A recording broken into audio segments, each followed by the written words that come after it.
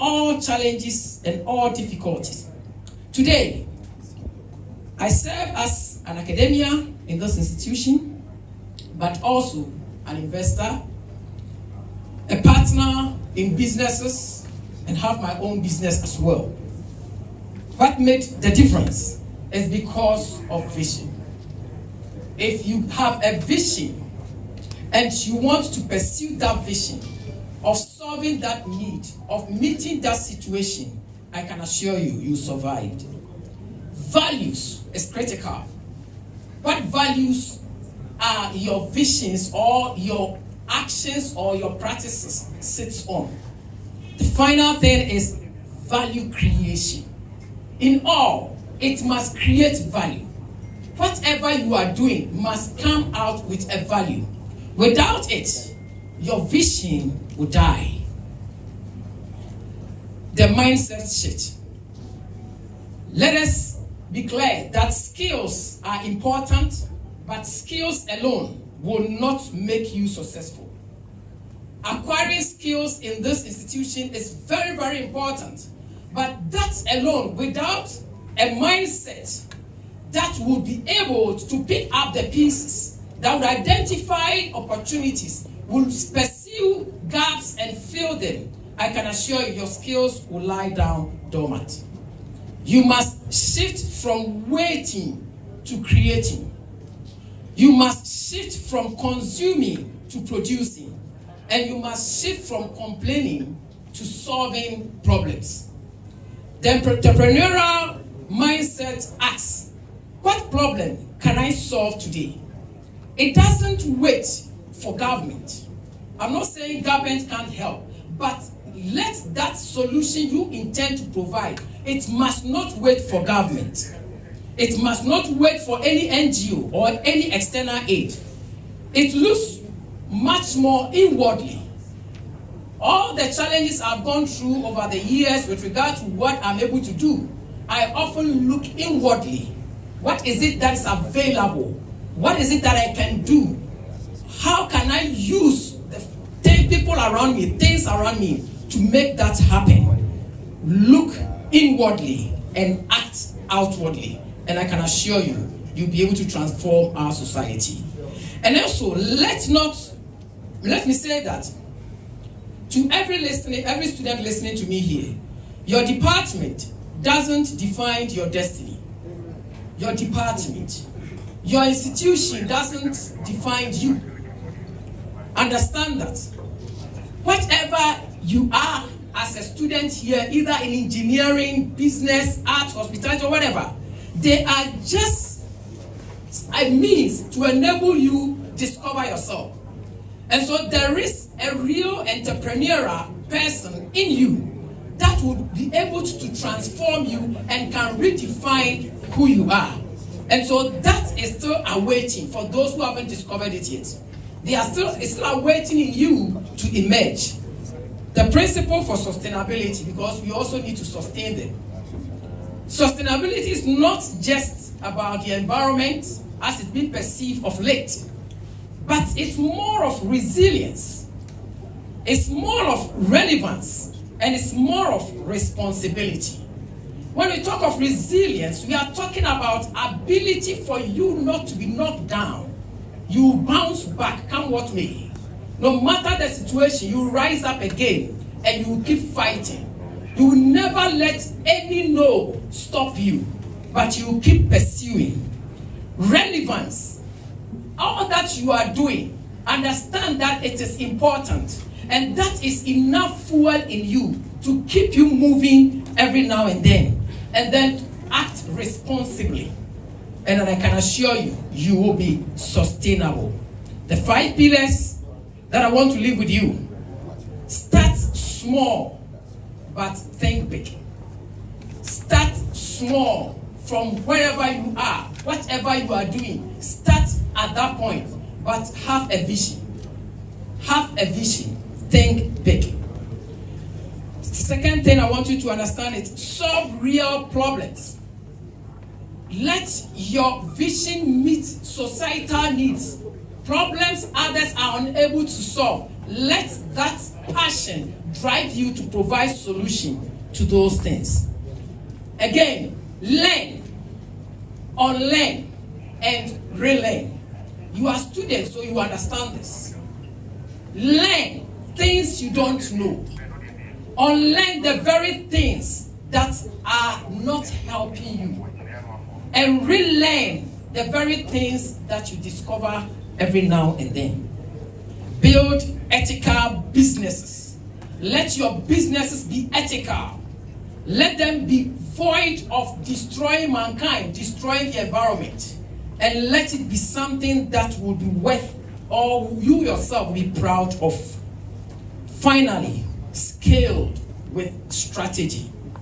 Don't just hustle around. Have a plan. Have a plan. Don't just be busy all around. Have a plan. Be time conscious. Document everything. Evaluate. When you demand automation, automate them. For those who might have been in the system for a while, don't be afraid of technology. Use technology to make your work easier, and that will bring in high productivity. And when necessary, delegate. Delegate. These principles would separate the hustler from the visionary. The temporal from the transformative person. The role of the institution you find yourself in 2-3 minutes, I should be out of this place. Your university is just a place of instruction. It is a launching pad. Leverage on this institution to build appropriate networks. Leverage on this institution to have proper connections. Attend other programs such as this to be able to develop yourself, and then understand the entire framework that you want to enter. And then I can assure you, if for nothing, people will remember you someday and connect you activity.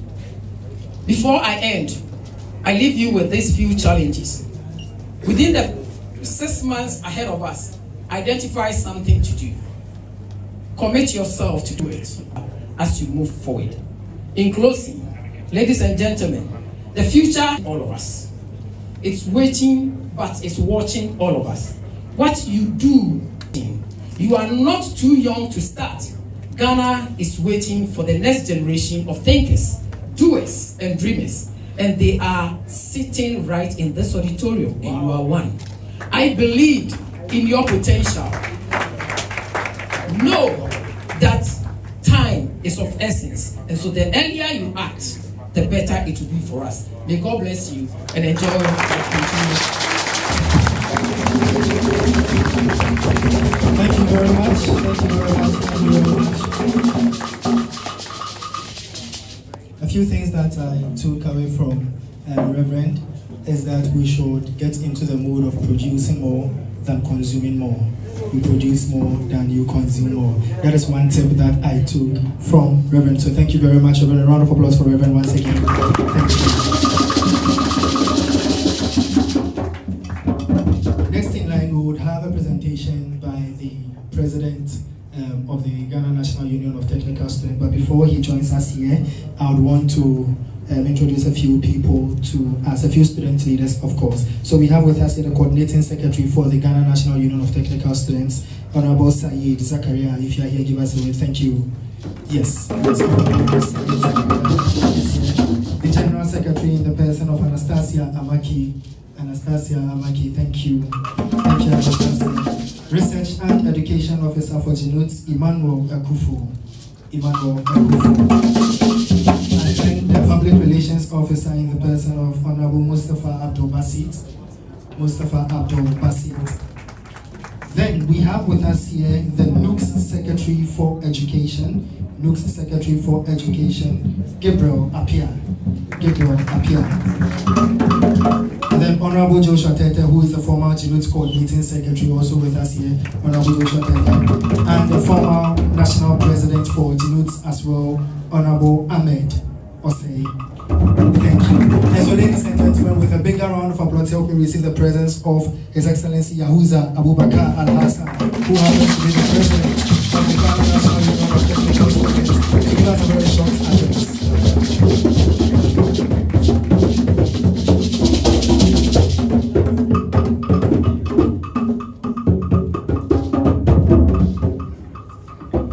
Thank you very much, Honorable Moderator. Good morning to us all. Prof. VC, Honorable Members of Parliament, Dr. Sajida, CEO of Student Loan Transfer, ladies and gentlemen, Honorable Members present here, thank you for the opportunity. First of all, I would like to acknowledge the unity I see here. Friends from other technical universities are all here. I can see students from Koforidua Technical University, I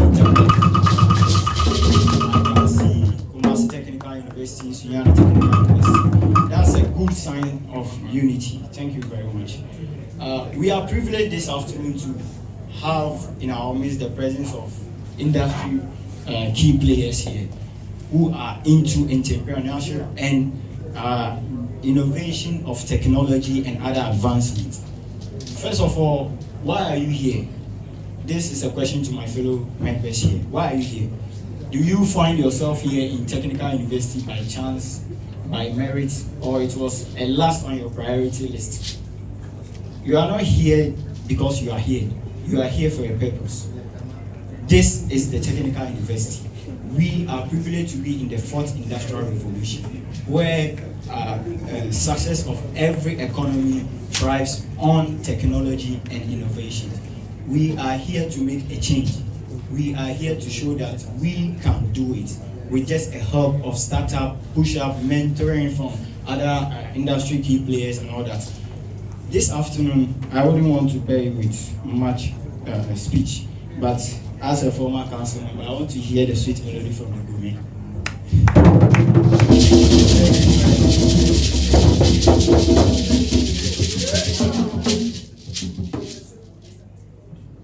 We find ourselves in a situation where it's more or less like impossible to create something new. All we have to do is to, innovate, keep on improving on the already existing inventions being created, systems, process, and all that. This is an economy where we focus more on human resource activities, which is also a key. But then the technological advancement, the innovations which the country will thrive more on have been neglected to one side. TVET has been, tagged with a perception that, sorry to say, Amoah, TVET is very bad. When we are to show our WASI results here, most of us here are very, very good students. But we have the perception that TVET. I want, first of all, from our own leaders, we want to remove that perception from us. That's not true. We are good students, but this is the tangent we chose to make the country a better place to be. So, you being here is not just by any chance. You have a purpose, and you are to drive on the purpose you have. Thank you very much. Hello. Thank you very much, Mr. President. Thank you so much, Mr. President. Ladies and gentlemen, I'm being informed that we have some executives who joined Honorable Ken Agyapong over here, so I want to introduce them. We have with us here Chairman Kwesi Poku, if you're here. Thank you very much, Chairman Kwesi Poku. We have Honorable Akwesi Asante. Honorable Akwesi Asante is also here with us. We have Honorable Stephen Ade. Honorable Stephen Ade with us. And then we also have Honorable Bestmark with us over here also. The next set of dignitaries will be introduced to us after we've received the next presentation. And this presentation will be done by the rep from the Students' Loan. A brief background about her. Dr. Sajida holds a doctorate in political science from the University of Ghana. She is also a Master of Science degree in Public Policy from the University of College London and a Master of Philosophy from the University of Ghana. She She is also an organizational development and public policy specialist. She is passionate about social justice issues and women empowerment. Currently, she is serving as the CEO of the Students Loan Trust Fund. Ladies and gentlemen, help me with a bigger round of applause. Receive the presence of Dr. Sajida, one of our doctoral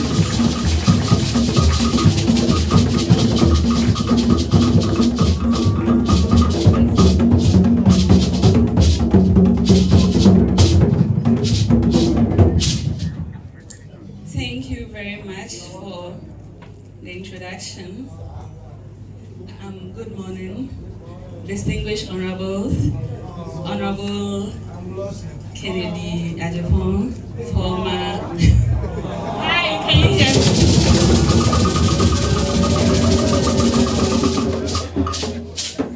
If you are on a platform with such honorable members, you have to give them their flowers. And I am privileged and humbled today to share the stage with such distinguished members. Please, it's late in the day, so permit me to stand on existing protocols and say a good morning to you and hello to the students present here. I bring you warm greetings from the Students Loan Trust Fund, and it is both an honor and a privilege to join you today as a speaker at this Tech Eminence and Innovation Summit. I would like to begin by commending the Ghana National Union of Technical Universities and Campus Style for partnering to provide this powerful platform for innovation and creativity. The panel is testament to the effort they put into organizing this program, and I would like to commend them for this effort. Ladies and gentlemen, the theme for this event today is Empowering Innovation and Creativity, Showcasing Skills for a Sustainable Future. And this theme resonates very deeply with the values of the Students Loan Trust Fund. The Students Loan Trust Fund, for those of you who have not heard about us, is an organization or an institution set up under the Ministry of Education to provide financial resources for the benefit of students of accredited tertiary institutions. In conformity with stipulations under the LCLTF Act, we are mandated to promote and facilitate the national ideals enshrined in Articles 25 and 38 of the 1992 Constitution. For extra perspective, Article 25 guarantees the right to equal educational opportunities and facilities, and Article 28 enjoins the states to provide equal access to education, university or equivalent education where possible. And it is in pursuit of this mission to provide timely financial resources for the benefit of students that what we typically do is that we disburse loans to students across private and public accredited institutions. And under this government, over the last few days, I'm sure you've heard all the noise about the no-fee stress policy. And under this government and under my stewardship, I'm happy to say that our scope has been expanded. And in addition to loans, we are providing grants under the no-fee stress policy. The introduction of the no-fee stress policy was born out of the recognition that tertiary education is important.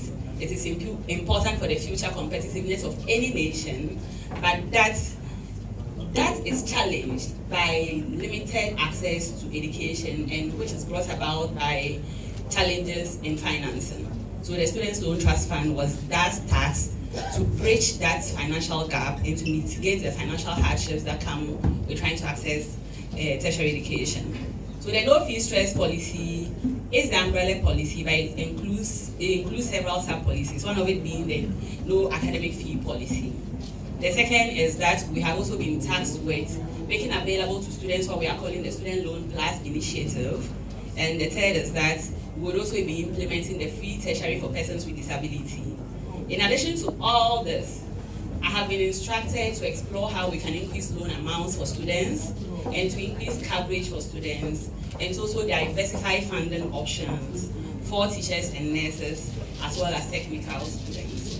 Ladies and gentlemen, I'm happy to say that for the 2024-2025 academic year, all 168 public tertiary institutions, and this includes all the 10 technical universities, will be reimbursed for their academic fees. Again, our name may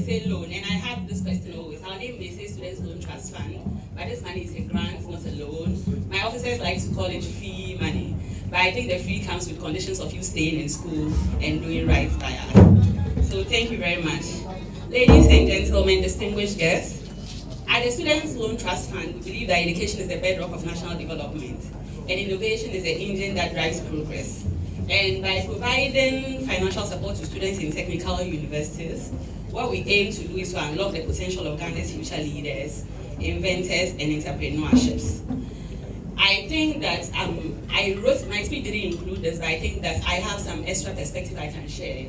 I was privileged to be the manifesto spokesperson for business development and entrepreneurship in the lead up to the 2024 election. And I know outside of student financing, the government has provided other opportunities that I think that you can benefit from. And it will be a missed opportunity to not highlight those whilst I'm standing here today. Ladies and gentlemen, the National Apprenticeship Program is supposed to be a training program that is supposed to equip students with the technical and vocational skills to excel. It has been implemented now by the National Youth Authority. I know their portal is open, and I encourage you to take advantage of this. In addition to this, government also has made available what we call the Agyapong program, which is going to mentor at least 10,000 businesses every year. So you are sitting here with all the innovative ideas. What I'm doing is highlighting for you the government interventions that exist to support you as you seek to actualize your ideas. Ideas may be just that, but it takes some effort, it takes some support to turn them into tangibles. And I have no doubt that with the creativity, with the vision that is sitting in this room today, if I point you in these directions, you would be able to leverage these opportunities to be better. And again, I also like to highlight the 1 Million Coders program, which is an opportunity that has been made available to potential coders to better their skills. Again, the technical universities represented here are incubators of creativity and innovation. I've seen some ideas and projects being showcased outside, and for me, it highlights the ingenuity and talent of our students. And I believe that if you are empowered with the skills you need, we would have a brighter and better tomorrow. The Students' Loan Trust Fund, as I've already indicated, is committed to supporting students in STEM fields, including technical and vocational education. And this is in recognition of the fact that you hold the key to Ghana's economic transformation and sustainable development. We believe that by investing in your education, we're investing in the future of our nation. The future of work, I've always held, is not of suits and ties. It's of practicality and it's of innovation. I think it's not of rote memorization and it's not of theoretical knowledge alone, but it is of applied expertise, which is why I think that technical university is the way of the future. It is the way for any government that is invested in the transformation of its workforce. I see here, seated here, the potential that Ghana has. I see here, seated here, the talent, the creativity, the skill set that we need to make Ghana what it is. And the innovators and creative thinkers here, for me, will let me sleep well at night, but it also highlights for me the importance of what we do, because it means that we cannot be cavalier about the provision of financial resources for technical institutions. And today, I reaffirm my word that as long as I remain Chief Steward of the Students' Loan Trust Fund, we would work daily to make available to you the resources you need to succeed. Distinguished guests, thank you very much. I'll leave it here. Thank you very much. Thank you very much. Talking of the exhibitions outside, I am pleased to inform all of us here that anyone who has a very feasible exhibition gets from the national executives gets an opportunity to exhibit at the African Regional Conference and Education and Skills Development. African Regional Conference of Education and Skill Development, where they get a chance to win the whooping 90,000 Ghana cedis, including a mentor to mentor them in their business. And so if you have any skills you decided not to exhibit, I think you want to run and then come and exhibit. Okay, 90,000 is good money to hold you through your business. Before we get to our next presentation, we would quickly give 5 minutes opportunity to the Student Loan Trust Fund team. I hear they are here. You have 5 minutes to tell us what you have for us, and then we'll take it off from there. And so if you are here, quickly, 5 minutes. 5 minutes.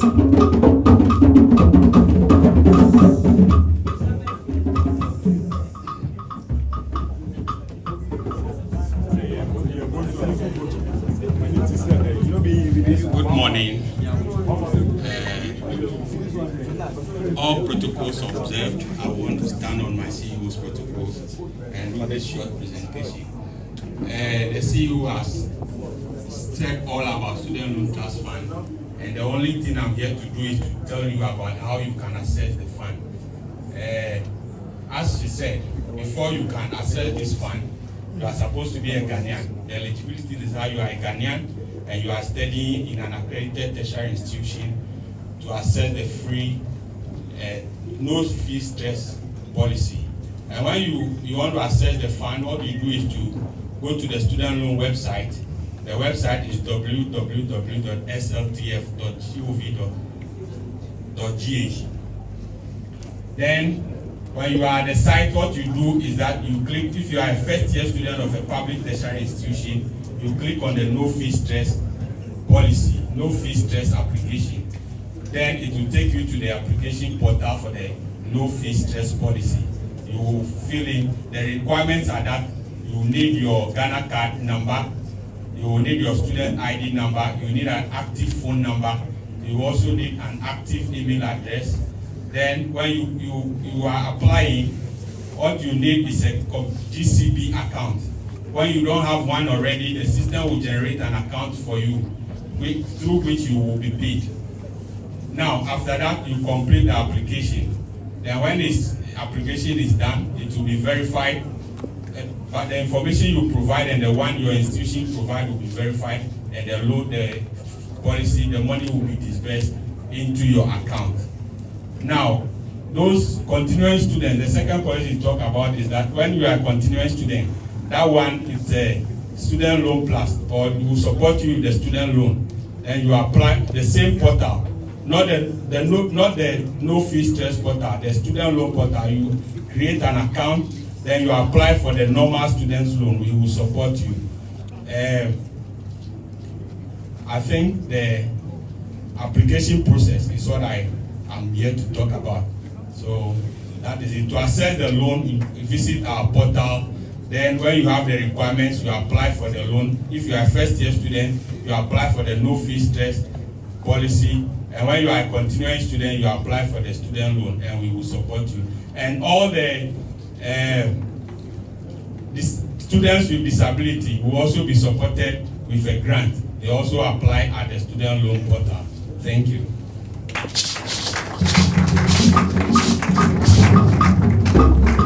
Thank you very much. That was snappy. Thank you so much. And so we'll have the next presentation, and that will quickly be done by our very own Vice Chancellor. However, before I hand over the microphone to him, his SRC executives, I want to introduce them to you. And so we have here His Excellency Abdul Razak, who is the SRC President. We have Quayson Samuel, SRC Vice President. SRC Vice President. We have Julius Fifi Obo, Secretary, SRC Secretary. Are they here, please? Are they here with us? That is fine. Then we have Miss Fredra Owusu Yabua, Women's Commissioner. Fredra Owusu Yabua, Women's Commissioner. Thank you. Miss Papa Abigail Fiado, who is the part-time rep. Okay. And then we have the Finance Officer, Honorable Mawar.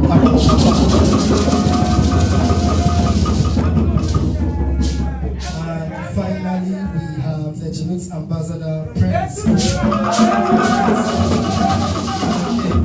Thank you. And so people of ATU, people gathered in present here, help me receive the presence of Professor Abavi Akakovi, Vice Chancellor of Accra.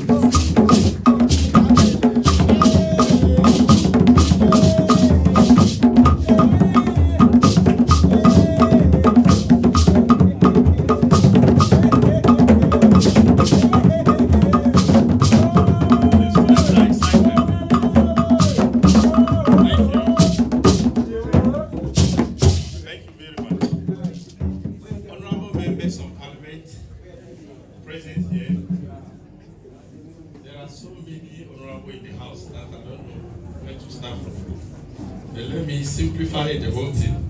Honorable Kennedy, Agyapong, and then our dear distinguished guests, faculty and staff present here, our dear students, ladies and gentlemen, all protocol observed. It is a pleasure, it's a privilege, it's an honor for me to welcome you all to this significant occasion as we host, and for the very first time, a man whose name resonates very well with boldness. Do you agree? A man whose name resonates with enterprise, shaking patriotism. Our Honorable Kennedy Agyapong. Please clap for him.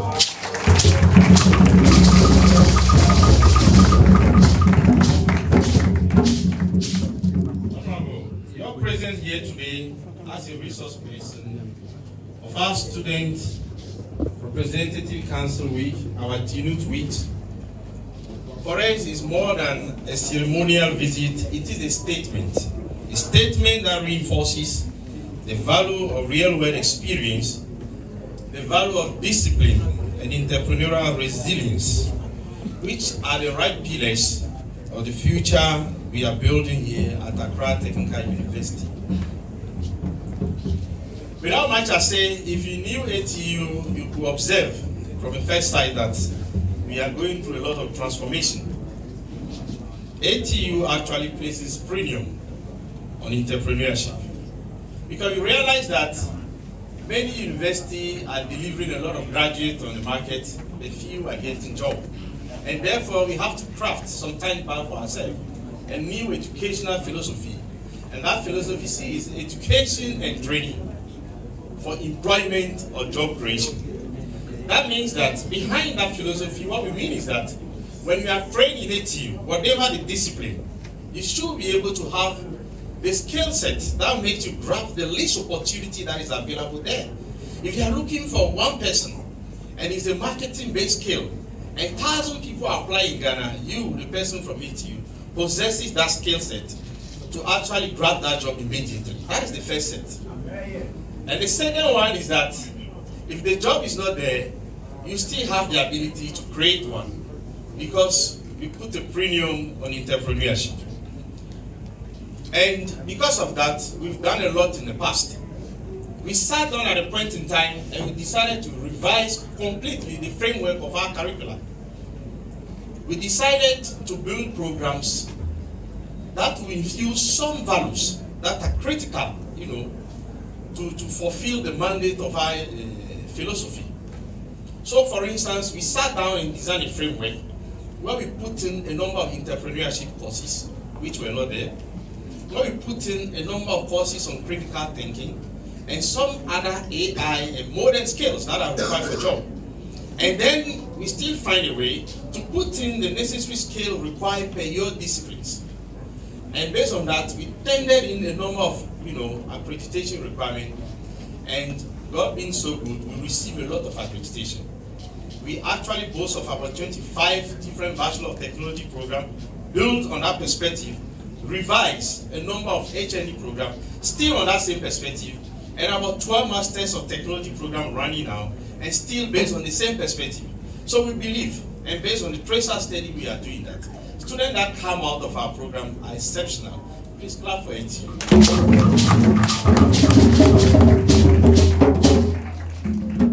Our belief is simple.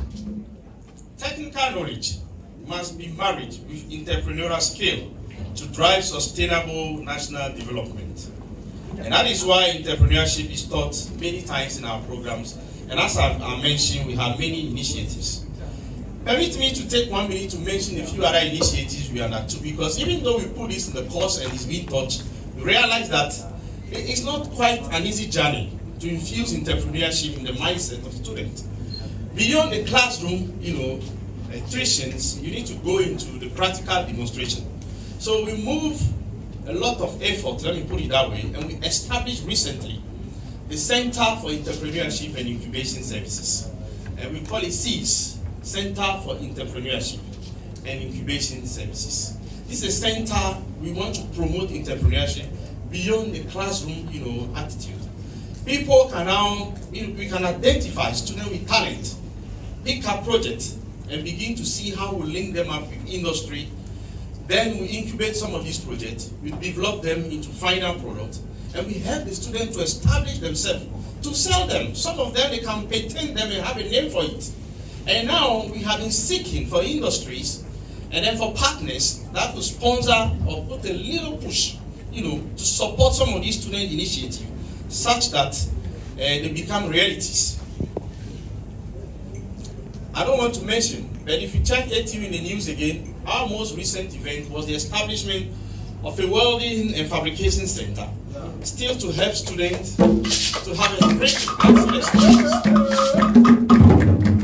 A center that we established in partnership with DTI, and this actually covers the welding and fabrication, the fashion department, and the hotel catering and institution management department.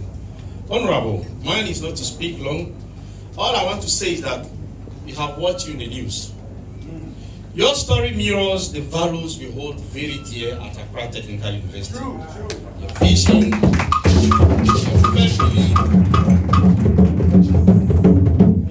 and your firm belief in Ghanaians' potential is unprecedented, and we applaud you for that.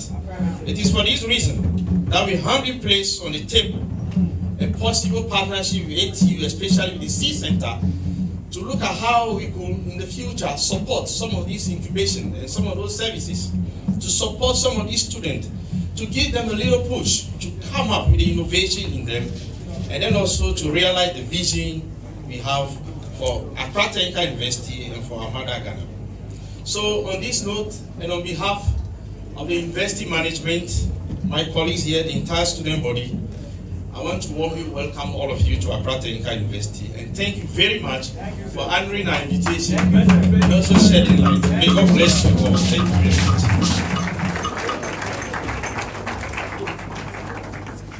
Thank you very much, VC. Thank you so much. Ladies and gentlemen, are you getting connected? Are you getting connected? Are you sure? Are you sure? Right. Let me remind all of us that this session is very much live on the 2 TV. We are also very much live on Mind FM, Ash FM, and NAB Radio. I take it again, the 2 TV, Oman FM, Ash FM, and NAB Radio. We are live on all of these media platforms. And so we would quickly proceed to a few more presentations. These ones are just to clear the way so that we can receive our keynote speaker. And so first off, we would have a very short presentation. I doubt it will even go more than 3 minutes from Honorable Stephen Amoah. And so a round of applause to receive Honorable Stephen Amoah. Thank you very much.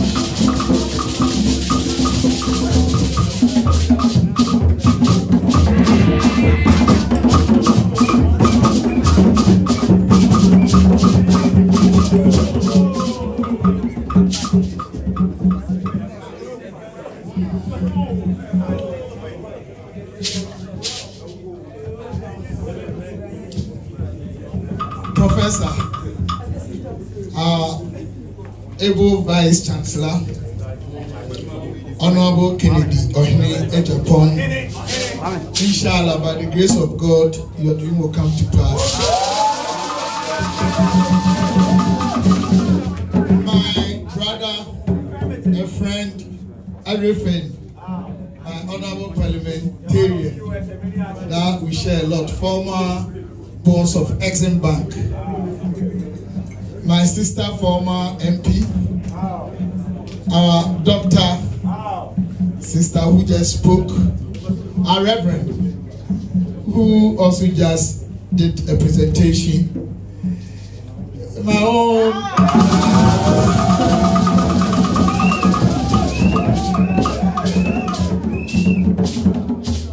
I see most popular, and then is it first run-up or runner? I really don't understand it well, but I've seen them here. And then I see, is it the most beautiful? Yes. First, the winner, is it the first runner or run-up, and then the second? My wonderful students, brothers, friends, and the media present. I deem this occasion extremely important because some of us, I'm sure it is God's doing. And these are the things that make me believe there is God. Because Ecclesiastes talks about the fact that there's a season for everything. Those who are close to me will bear me a witness that I started talking about entrepreneurship years back. Particularly if you sit down and analyze the very ecosystem that we find ourselves in. An ecosystem or a society or a domain in which even tertiary students, averagely, that complete school run between 106 and 109,000 are stand to be corrected every year. Within that space or period of graduation, I learned that only 10% get regular job to do. So consistently, we are piling up unemployed young people in our society. So clearly, empirically, there is a job space congestion in our society today. So all is the way forward. Globally, it's all about creating your own business, your own jobs. And practically, it defines what entrepreneurship is all about. Getting the idea yourself, creating your own job, ensuring that you make some profit, expand it, grow from micro, small, medium, and then to a very large company. And that is the whole concept. And God being so good, the very time that the entire country, everybody is talking about entrepreneurship, is the very time that we've been able to have an aspirant in times such as this, whose experience, whose depth, whose proven record in terms of feasibility, timeliness, correctness, in terms of hope and faith, he has so much to offer our society. So, no wonder that we think what God said in Ecclesiastes is real, very material, and credible, and very tangible.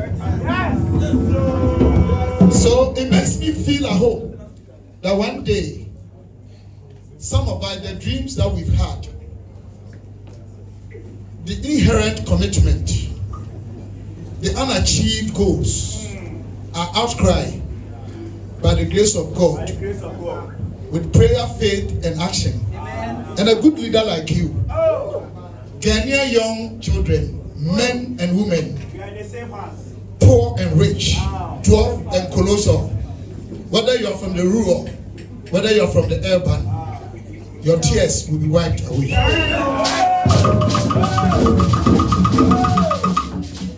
So I think what we need to understand is that we need to be very practical. Just look at what Reverend presented. One thing that I want to advise you, it doesn't have to be the cliche that we speak and go and it ends there. Then it doesn't make sense. Then we are conducting all these commitments and exercises influencing those in helification.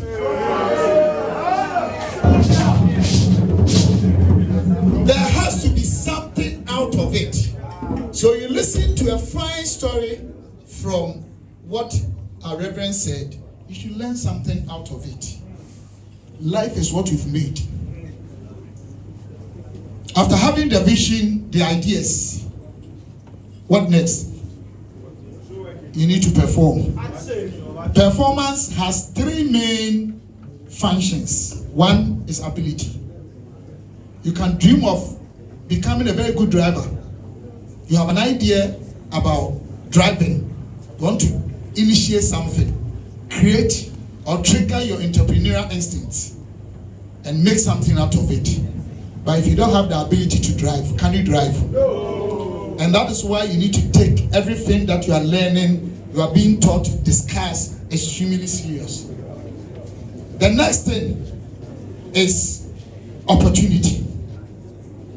You can be the best driver, you can have all the best ideas in the world. You can have a huge deposit of entrepreneurial instinct. But if the opportunity is not there, best driver, no car, can you drive? No. And that is twofold. Every day I talk about, Moral guys, please, Moral guys, can you please, I beg you, so that we can all benefit. There's time for everything. God bless you. Talking about opportunity, twofold. How do you position yourself? Our wonderful, beautiful doctor stood here. Another 9 gentlemen stood here. How many of you will take advantage? That is up. So you position yourself for the opportunity. This always you get from NDC and PP. Sorry, let me speak small. I beg you, forgive me. My bye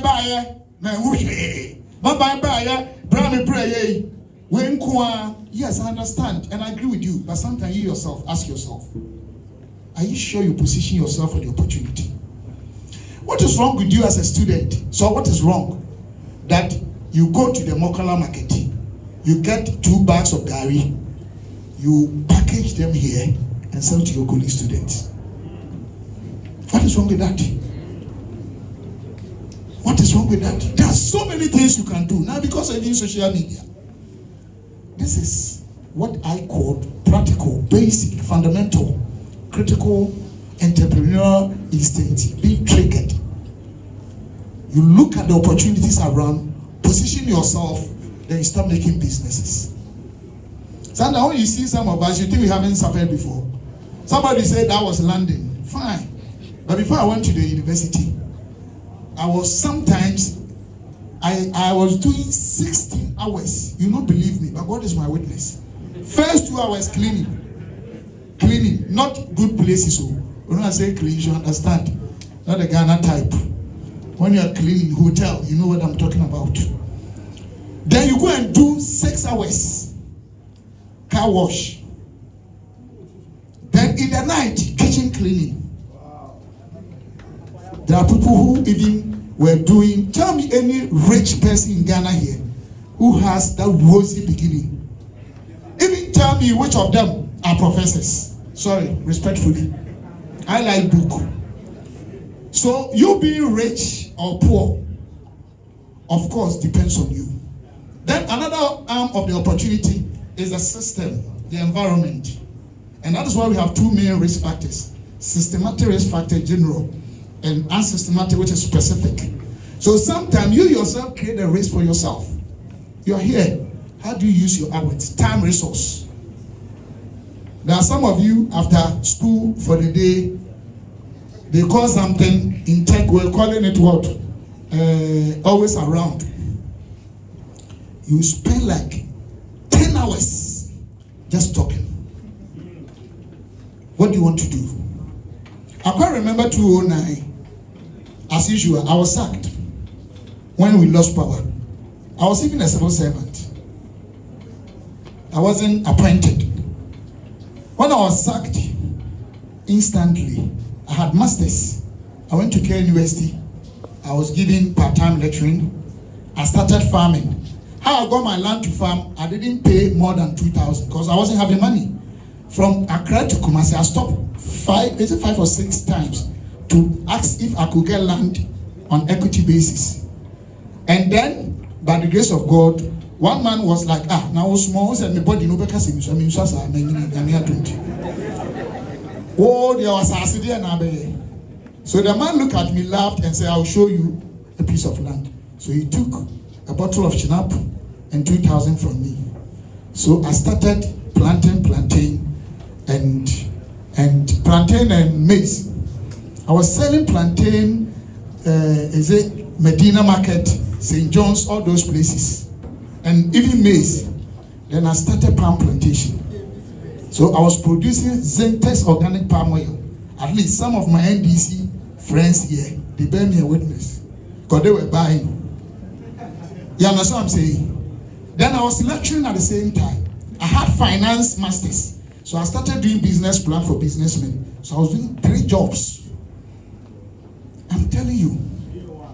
So it depends on you. Maybe at the right time, we come and explain how you do all this. That is the opportunity. Then the last one is motivation. You can be the best driver. You can have the car. Then it's you. Motivation, 2 arms. Every day we are looking at the intrinsic motivational factors. When there will be a miska, and then capital when this car will not grow. Who are children? Or show when no. The intrinsic from you within. Intrinsic motivational factors are not external factors. What is in you that people say that is impossible? You say you do it. Opa. And that is why your definition by the world is different from the definition by God.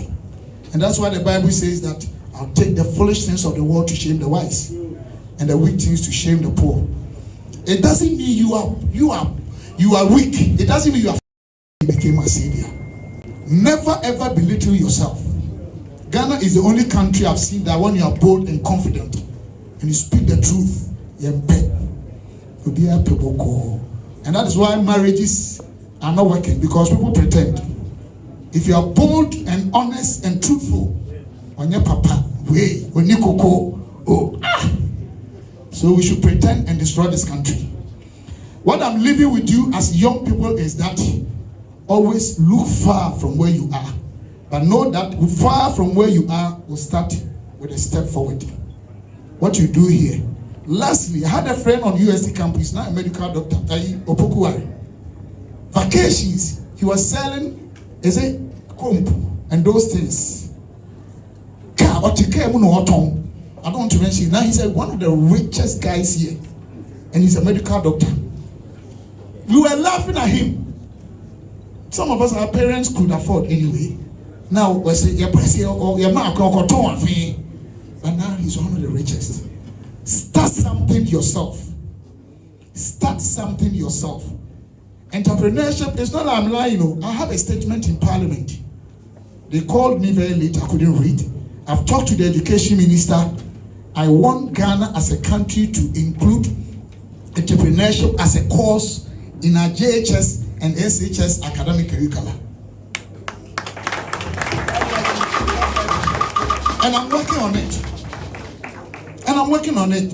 Thanks be to God, we have a politician who has employed Ghanaians more than any other politician. I'm not saying more than everyone in Ghana, but any other politician in Ghana. Nobody has employed more people than Honorable Kennedy. So, ladies and gentlemen, all that I'm saying is that life is what you make. Every day is a sowing. The only thing in life that every day, it doesn't require rain, it doesn't require any weather, whatever to do, is life, the seed of life. You hold it. What you sow today will determine tomorrow's fruit. I'll end here. God bless you. God be with all of you. Thank you very much. Thank you very much, Honorable. Thank you so much. Thank you so much. Thank you so much. Also soon we are getting to that very big moment. However, with us here again, let me bore you a little bit. With us here, I have Honorable Sadiq Abubakari, a PhD student from the University of Ghana, currently contesting for the office of GRASAC President. He's here with us, one of our very own, right from Kumasi Technical University. Also a lecturer, yes, of course, a lecturer in the Kumasi Technical University. As Honorable Sadiq Abubakari, give us a wave. Thank you very much, sir. Thank you very much. Ladies and gentlemen, this is the moment we've been waiting for. Let me inform you that yesterday was Honorable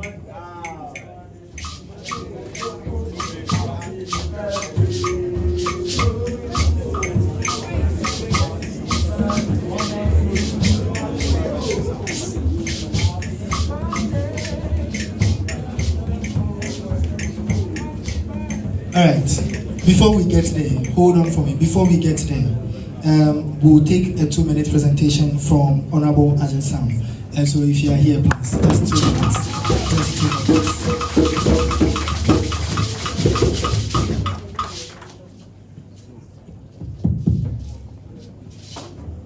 The Vice Chancellor of ATU,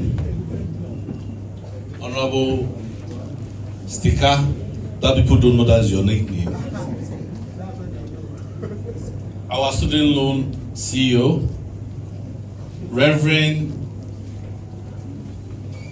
honorable members, morale members, are you there?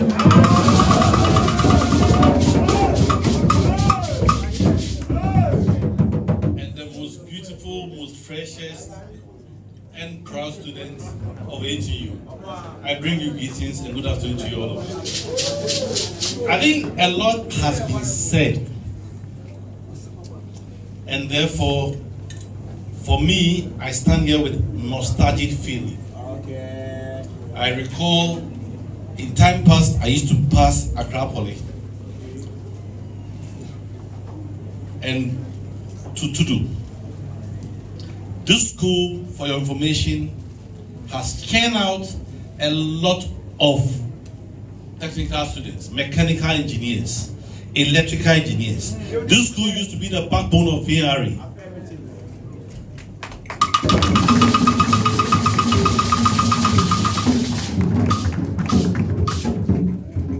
And therefore, if you are here, there is a reason why you are here. It is said, again, that Africa has the youngest youth in the whole world. About 60% of the population are youth. And therefore, the future of this world belongs to Africa. What are we doing as youth? How productive are we becoming? And on this, I want to thank Vice Chancellor. You are not only setting up a technical university, but what you said is that you are marrying it with what? Entrepreneurship. Our lady from student loan has also given you financing. After having the idea, seeing the opportunity, what you need is what? Financing. My theme is on 3 areas. You need to have the competency to be an entrepreneur. The Reverend rightly said, he was selling ice water. He then went on to what? To produce ice water because he has knowledge in it.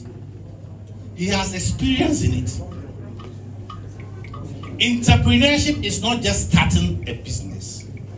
It's rather starting a business that can stand. And therefore, you need to have the competence. He mentioned that he did a feasibility studies when he was going to the NIM 3 production. If you go to a bank, you need to have a business plan.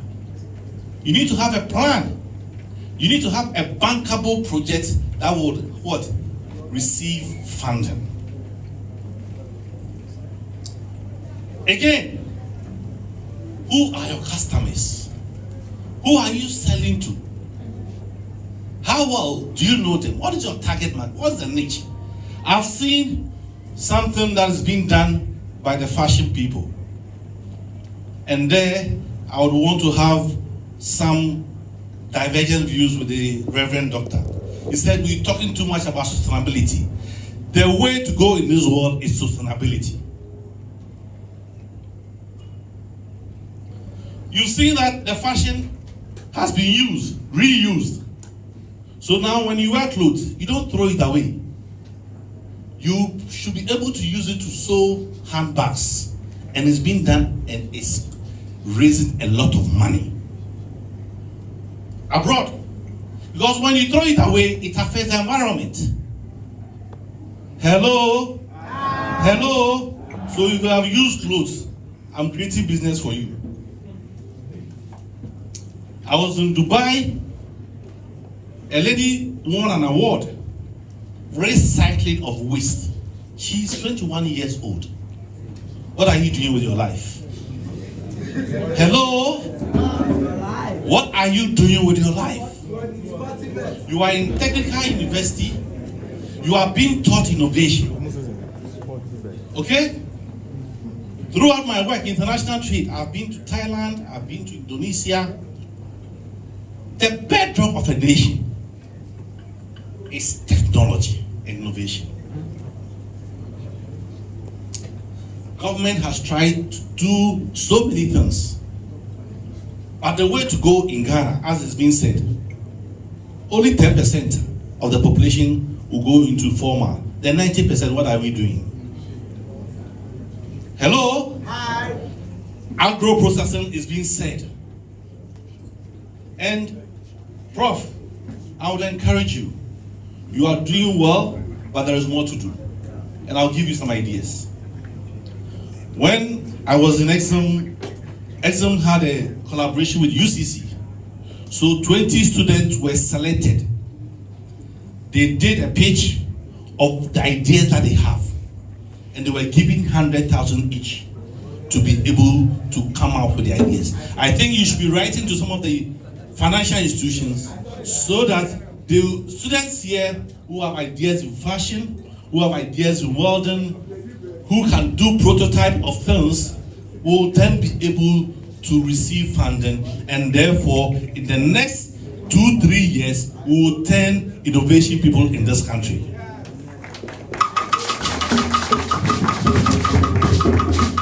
Having the competence, knowing your customer, that brings clarity. The last is connectivity. We are on campus. Some of you become CEOs. Some of you become CEOs of industry. Who are you connecting with? All we hear is, oh, we are socializing. But socialize with the right people. Form the right allies. That can give you ideas. You heard him say that somebody had an idea. The person didn't go to anybody. He contacted him because he seen something that was in him. You have those people sitting around you. Hello? Hi. If we say we talk about our practical life, he said I sold more money. He has sold BK. I've sold both roads, cassava. Again, the story is that I've been an orphan at the age of 3. Hello? So all of us sitting here have gone through it. But it is said that in entrepreneurship, you need to be a servant before you become a master. On that note, I thank you all for...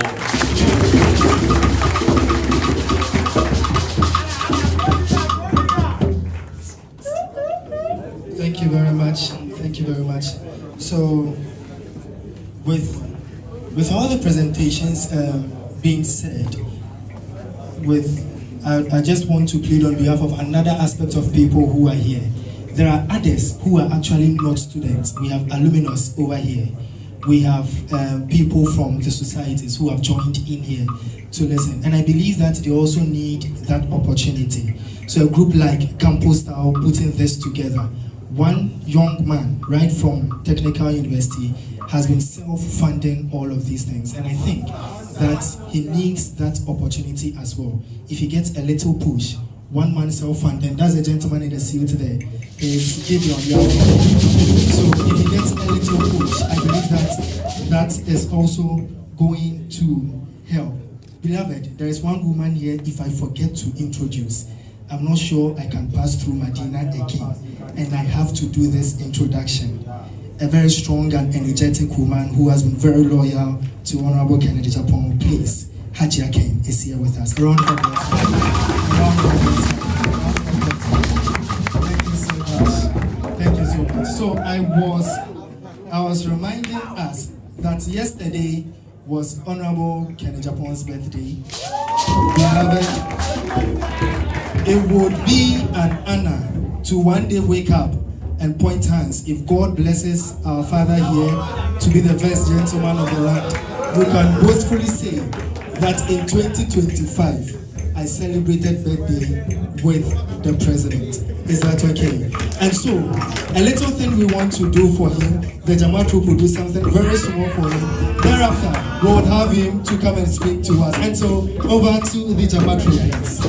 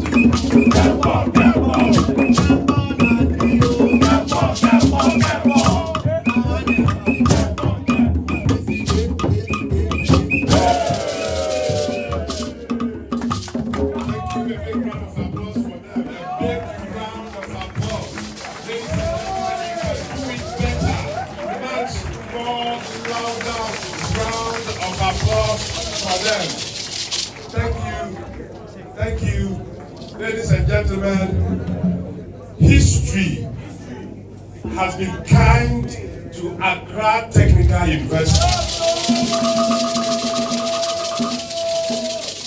for an important reason. Just mentioned a short while ago, yesterday, Honorable Ken turned 65. And ladies and gentlemen, I said history has been kind to you because Accra Technical University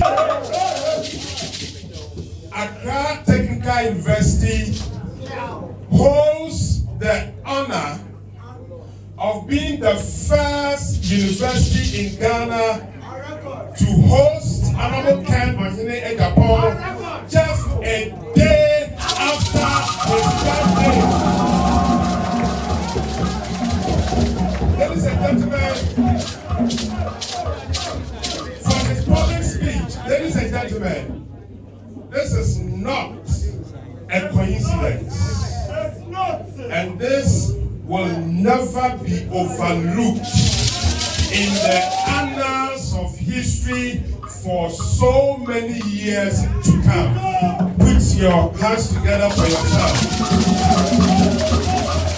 I want to do, so Mr. President, Accra Technical University has joined the so many well-wishers from around the world, including international leaders, international organizations, Ghanaian leaders, Ghanaian statesmen, the youth in celebrating you. From all of us, we say we wish you well, we wish you good health, and we wish you a fulfillment of your presidential ambition. Thank you. Ladies and gentlemen, I'm going to do this under 4 minutes. Under 4 minutes. And I'm happy that the whole program is about entrepreneurship and business, because you have the right man to speak to you as a keynote speaker. For 45 years, 45 years, Hon.Kennedy Agyapong has been a major businessman, an entrepreneur, and a philanthropist in the whole world. He's a highly successful businessman who has a strong presence in the media industry, strong presence in the manufacturing industry, and strong presence in the cold store industry.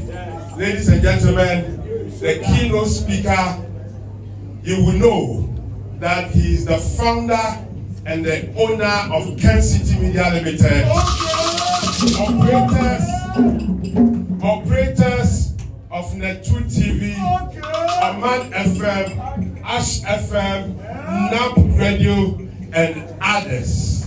Ladies and gentlemen, in the world of manufacturing, Hon.Kennedy Agyapong, among the several manufacturing companies he has, he owns, or he's the owner of Ashanti Steel Company Limited.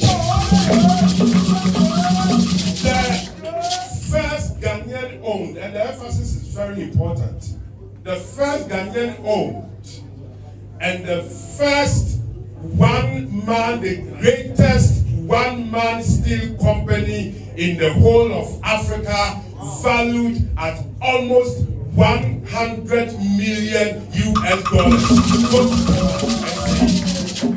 Ladies and gentlemen, I mentioned again that in the area of cold storage, Hon.Kennedy Agyapong still has a very strong presence there.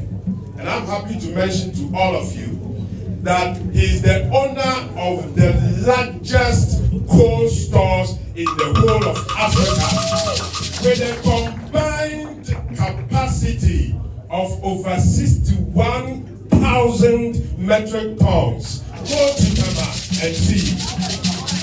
He's always driven by passion to employ a lot of youth. And as a result, he has employed over 7,000 workers across the world. Ladies and gentlemen, I'm going to end on this, but it cannot be lost on me by ending without mentioning that the keynote speaker is an astute politician. Ladies and gentlemen, with over 40 years of political experience, a founding member of the New Patriotic Party, formed in 1992. Ladies and gentlemen, 1992, he didn't contest any elections. When he was 32 years, 1996, he did not contest any elections. But in the year 2000, Hon.Kennedy stepped up and contested the parliamentary elections in the then Asenot constituency and won the seat for the first time for the New Patriotic Party. Ladies and gentlemen, in the year 2004, he contested again. He won. In the year 2008, he contested again. He won massively. In the year 2012, he contested. He won. In the year 2016, he contested. He won. In the year 2020, he contested and he won. He never lost any parliamentary election. Ladies and gentlemen, and finally, in the year 2023, Hon.Kennedy Agyapong contested the flag bearership position of the New Patriotic Party and gave a showdown performance. Ladies and gentlemen, an ambition he is still committed to.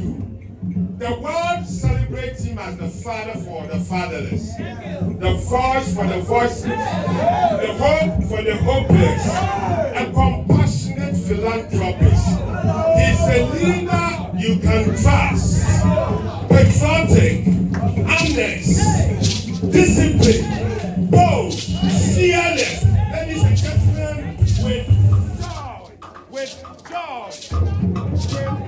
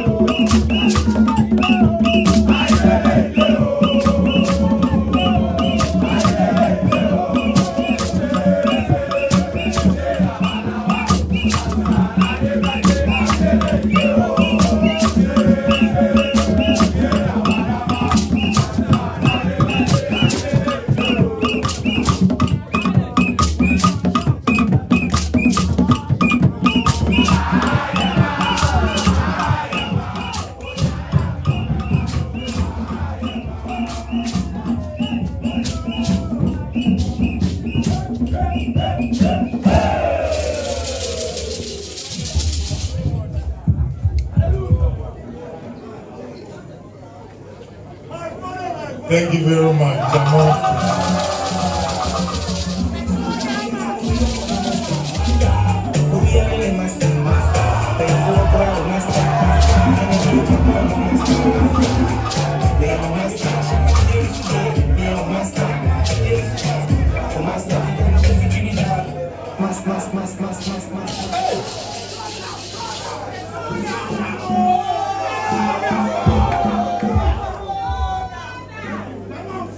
The Vice Chancellor,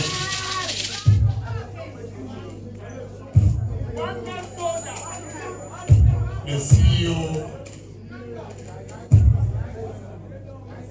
of Students' Loans Authority, honorable members present, the Reverend,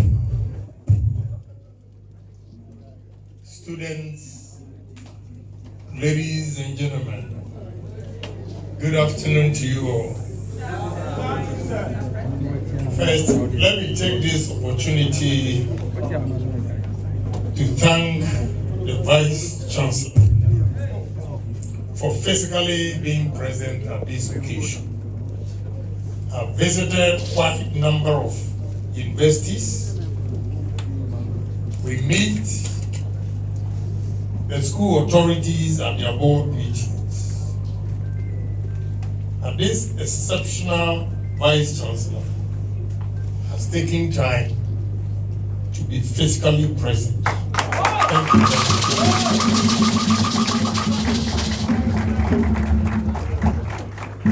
I also take opportunity to thank the LSRC for organizing this program and also inviting me to speak on entrepreneurship.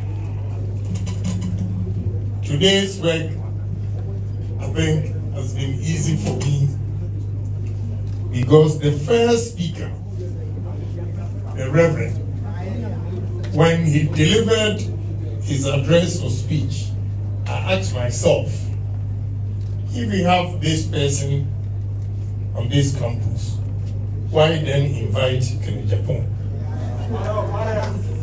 But I also thought that, look, variety is also important. Probably he wanted to hear and get new ideas also from him. But indeed, Reverend, thank you very much. You've tackled the topic very well. You know, when he was speaking, narrating his story about his humble beginnings, it reminded me of my humble beginning as well. A young boy a village boy from Asindompem, sat the common entrance 3 times. Why 3 times? In the village, people were scared, or students were scared, even to choose the so-called famous schools. So the first common entrance, when I was in Form 2, I passed, and I was supposed to go to Dunkwa Ofen. My father was a teacher in Kumasi. When he heard Dunkwa Ofen, Honorable, forgive me, that's where he's from. My father said no. The second time, Form 3, I chose Asim Manso. When I passed, he came back and said, no, you cannot go to Asim Manso. I didn't understand. Then, when I was in Form 4, he came all the way from Kumasi to fill the common entrance forms. And there were 3 choices: first choice, second choice, third choice. And he wrote first choice at the Saturday College, second choice at the Saturday College, third choice at the Saturday College. So, a village boy, I didn't understand why my father was insisting on the Saturday College. So, I finally got admission to Saturday College. And when I went there, the first day, I took my trunk and chop box. I took a taxi from Cape Coast, because that time from Asim Fosu to Cape Coast today, because of the road, the nature of the road, it takes you about 45 minutes. That time, the champion's time, 45 minutes, that time was 4 hours. The road was so bad, it was so dusty. When I got to Saturday College, and I was taking my trunk and chop box from the taxi, a senior saw me and called me, hey, come here. I went, then he asked me, what is your name? I said, Kwame Agyapong. Where are you from? No, I was fortunate not to have mentioned Asim Doctor. I said, Asim Fosu. Why I'm fortunate is that even Asim Fosu, he didn't know where Asim Fosu was. So he asked me, where is Asim Fosu? Far from home.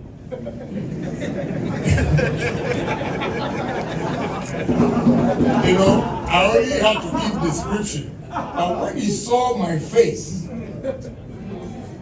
my hair, the black hair was brown because of the road. He looked at me and said, yes, you're what? Kwame Agyapong. A fumo. In the class, you know, we had students from Radiant Way Association, Morning Star, all kinds of international schools in Accra and Kumasi. And that village boy, I was tall, so I was behind. Any new master who comes to the class will ask everybody to introduce himself.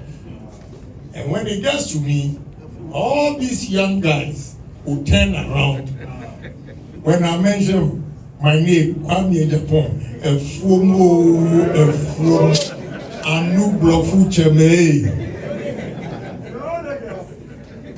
They were teasing us, those of us from the rural areas. But with hard work, here we are today. So I see myself in reverence. And I got opportunity to come to Accra, because fortunately my father and my mother divorced. I say fortunately, because if they had not divorced, I would have been at the same dumping today. But, you know, my mother came to Accra, married a new man, and I had the opportunity to come to Accra. And what my mother was doing was trading. She was trading just here. It's not too far from here, Okanshi. And what I normally do after school, I was in Form 3 when I came to Accra. I would select some of the items that my mother was selling in a box. And I can walk from Okanshi to Kokomlemle, Challenge Bookshop, that's where we live. I can walk from Okanshi to Bubuashi, hawking on the street. Yes, pick a chocolate, that that yes, raw.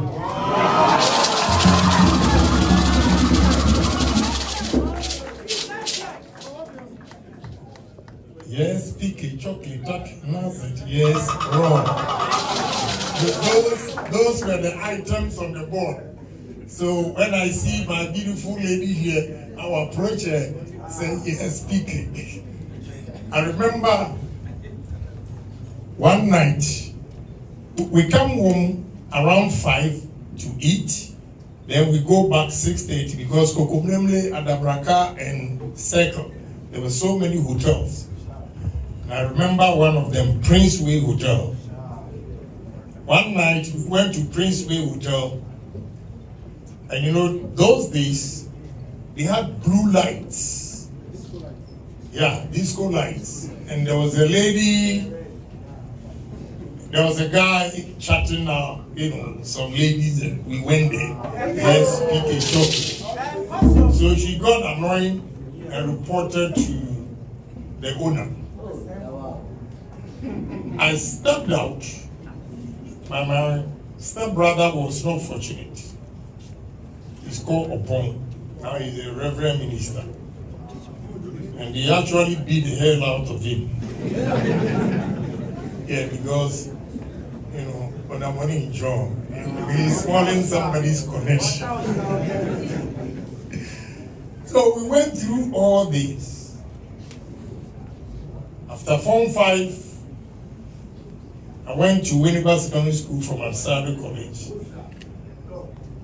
When I was in 6th, I was selling Peugeot parts. I'll go to Nigeria, bring Peugeot parts by road.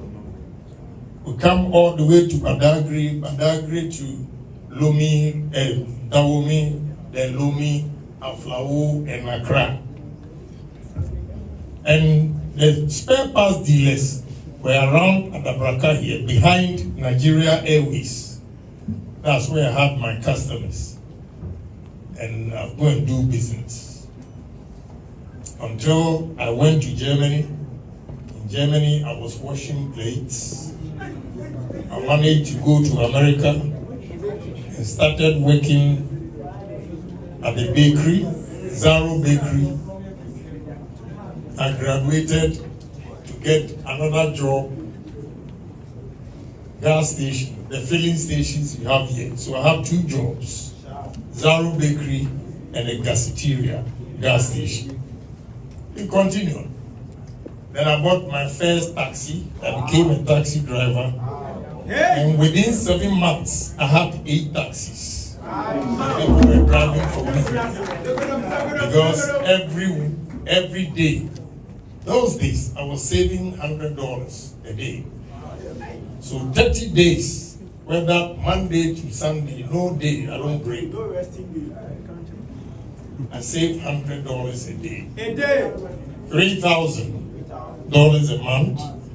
Then I'll go to auction and buy a taxi, Chevy Caprice or Chevy Impala. And in America, if you are driving those days, if you are not careful, you'll be shot easily. So they normally put a bulletproof as a partition between the driver and the passenger. So I'll buy this from Camden Town in New Jersey. Then do the insurance, the partition. Then I'll give the car to a driver. The driver pays $40 a day. And 7 days, I don't want no stories. If you are coming to give me a story, it means the car has broken down and it needs to be fixed. If you don't tell me this, No excuse. $280 a week.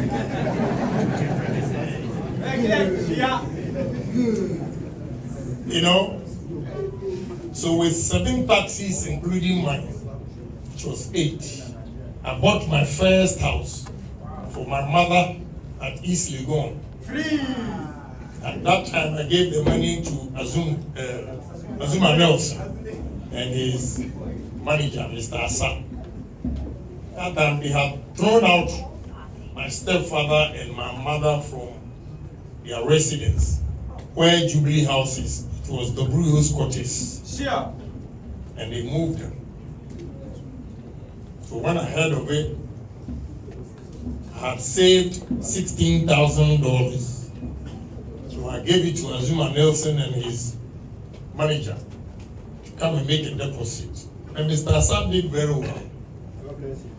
He actually went around with my parents to look for a house for them. And the cost was $24,000 in 1988. So when he called me and said, "We'll have a place for your mother," I sent the $8,000 as well.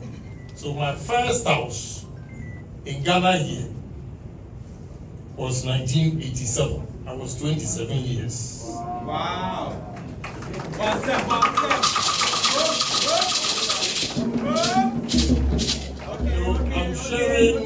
I'm sharing this with you to give you encouragement that sky is the limit. And whatever you dream of and take action with it, trust me, one day you'll be somebody. Every individual here can be an entrepreneur. Nobody is born entrepreneur. It's never true. But it is an individual's vision, individual's ambition, individual's dream that will make you become an entrepreneur. So what should be your dream and your strategy? I give you 4 and 5. 5 areas. And I've given it acronym called GOSPA. G stands for goal. O stands for objective. S stands for strategy. P stands for planning. And A stands for activity. This should be a dream for any of the students here who wants to become an entrepreneur. Yeah. Then I'll give you, before I come to the practical, let me give you or do a little academic exercise with you. You need, if you want to be an entrepreneur or entrepreneur, you should have certain qualities. And there are 7 qualities. Which are 1, vision. 2, courage. 3, integrity. 4, humility. 5, foresight. 6, focus. And 7, cooperation. Let me touch upon each a little bit. Who has a vision? The one who has a vision is the one who foresees the future and how it becomes to him. But I'm saying that, look, I have a vision. My vision is my dream. That one day I want to own businesses. And how I'm going to get these businesses done. I have to look into the future have to look for opportunities, areas that are empty, or you have vacuums. You fill those vacuums with your dreams. When we are able to do that and say that I was born and bred from a poor home, but I always made sure I turned around my negatives to be blessing.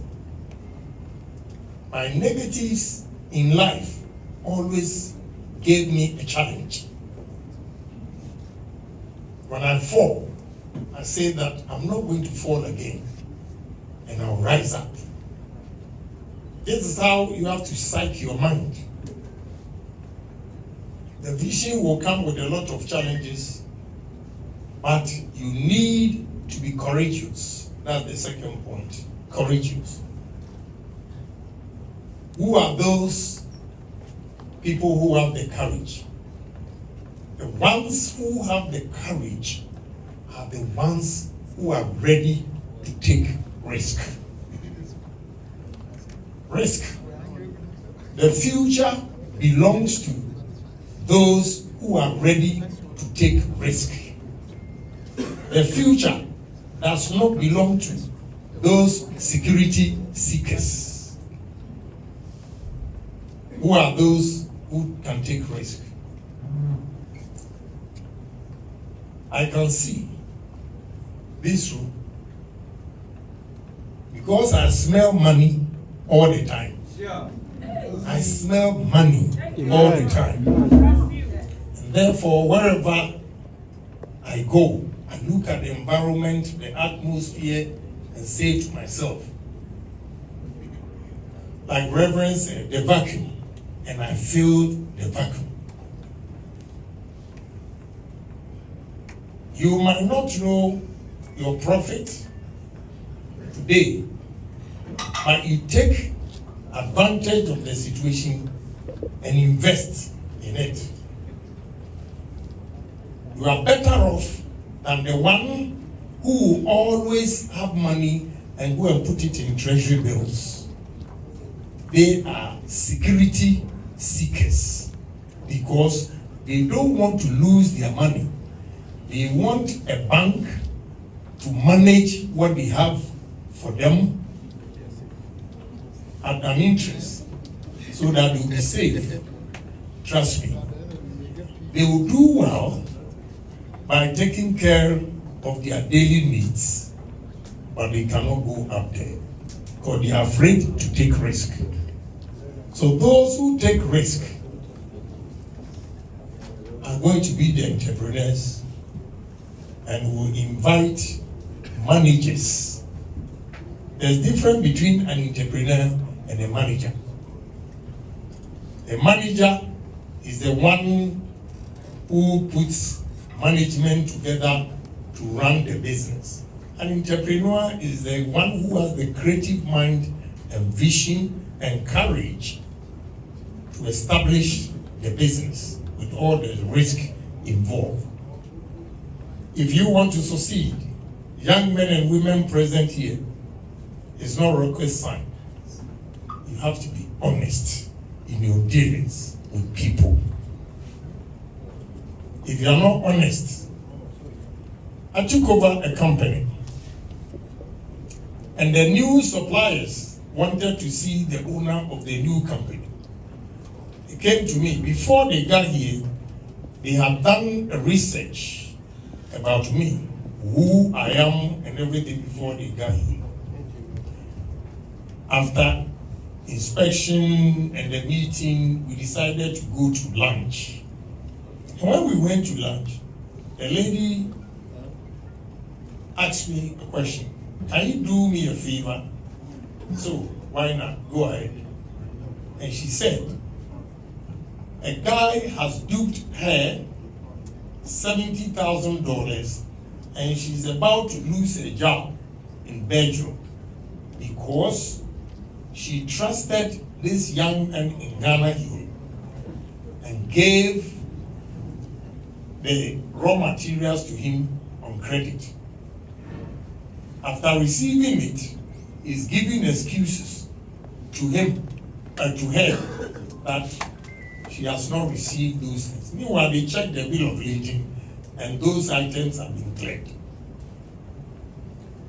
What the young man refused to know is that it's a small world.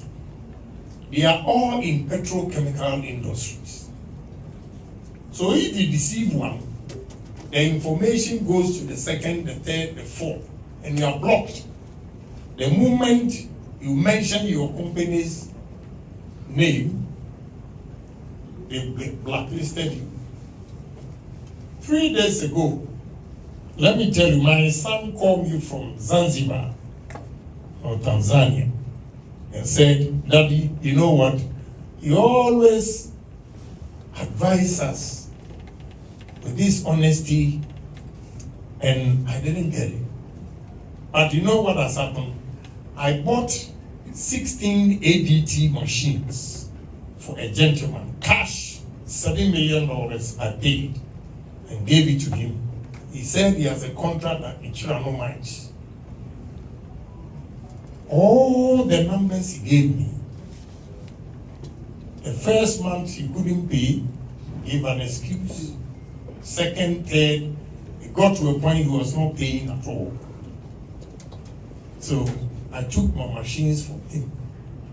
He duped somebody in Liberia, he got into problems. Now he went to Tanzania and never thought to meet my son there. In a mining conference, he has gone to deceive people, entrepreneurs to come and invest. He's the biggest mining company, in terms of hiring equipment and all those things. Unfortunately for him, Dangote's partner, his son, is my son's best friend. And they were all there. So, in the meeting, he said, "Oh, we have one Ghanaian miner here. And you know, my son was born in America. He's worse than me." He got there and saw the guy's face in presence of all the businessmen.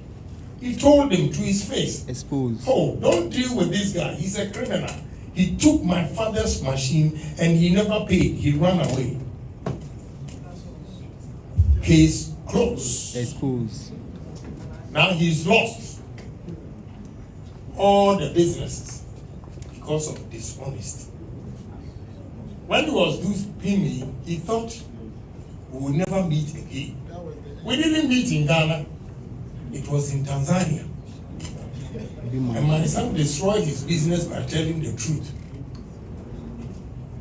Now, when my son mentioned that, "Oh, my father has these mining equipment," then arrange for us to meet him. There and there, they Google. They have information. Because of honesty, I don't even know them, but they are prepared to work with me.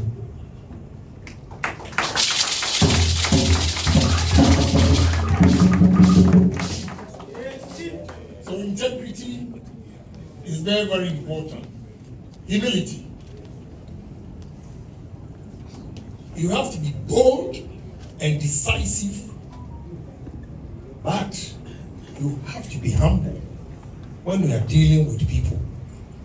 Your workers, if you don't treat them well, forget it. I believe you invited me here because of personal experience and not that I'm a philosopher or a professor or anything. So permit me to share personal experiences with you. Okay? Humility. The company that I took over, I went there to inspect. And the sad part is that Ghanaians, when they are dealing with foreigners, excuse my language, Madam William and the rest, they are my team members. Ghanaians will tolerate nonsense from foreigners. but they will never tolerate anything a Ghanaian does. Why I'm saying that is that I visited their toilet and 335 Ghanaians working there. It was an eyesore. And right by their toilet, they have a canteen. Yes. And they bring, a lady comes out there, 12 to sell. And these workers. So when I saw it, I said, what? Is that the conditions you live in here as workers? The place is so hot. The ventilators are not working. I go into the factory, within 1 hour, I'll be sweating all over. I'll be sweating. And Ghanaians tolerated it. So I said, let's renovate the toilet, move the canteen away from here. And they have a new canteen, they have a new, a renovated toilet facilities. Then again, their salary. Can you imagine that today somebody works for 30 days and his salary is 547 Ghana cedis? You know, when I took over, the capacity, he needed, the workforce should be 335, but he was working around 200 people because most of the people had left because of salary and the way they treat them. I went through their books and gave instructions, double the salaries for all of them. Then I enticed them with number of hours. If you do more than 8 hours, you pay extra, but don't charge them anything, let them take it home. And production has gone up. The last time, production and revenue went up by 27% because of the way I treat them. So humility.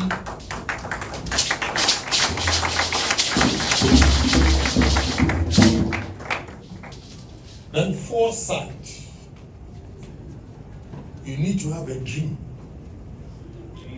That's where the gospel comes in. Everybody here should have a dream that this is the way I want my life to be. And when you do that, you'll be an exceptional person among your colleagues. Because some are just complacent. The little they get, they are happy. You need to challenge yourself. Madam is here, maybe it's the first time she'll see me, so I'm not able to speak well. Because I was from poor home, maybe I had the brains. As for economics, I'm good. At the Southern College, we're only boys. So when we come back home, we have this vacation employment. Vacation classes. I don't know if it's still there. And you are higher than that. And my contribution in the class at West Africa, I was attracted to the beautiful girls.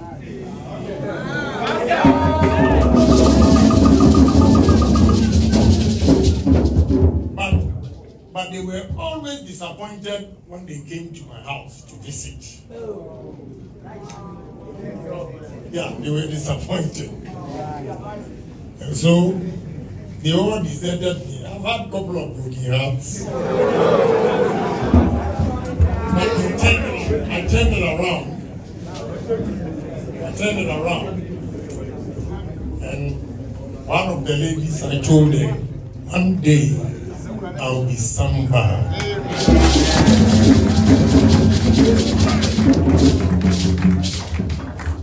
And I've challenged myself. One day I happened to meet at the Heathrow Airport, and first class passengers, we went through first, and she was at the economy. And before the plane took off, she wanted to come to first class just to talk to me. And the flight attendants blocked her. They didn't allow her. So I saw a lot of colleagues or friends at the business class. So I can go anywhere. But even business class, you can't come to first class. So I went to business class and I was talking to friends. Then I saw somebody waving. And that was it. So I went there at the economy. And he said, oh, I wanted to come to first class, and I saw it. I said, Janet, you read the Bible.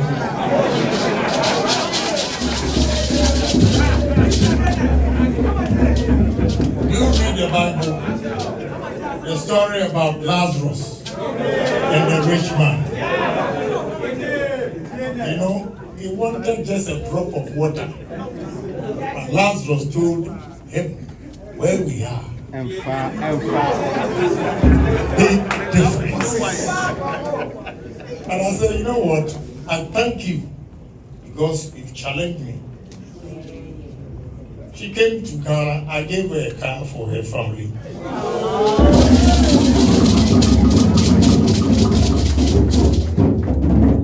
So always turn your negatives to a blessing by working hard.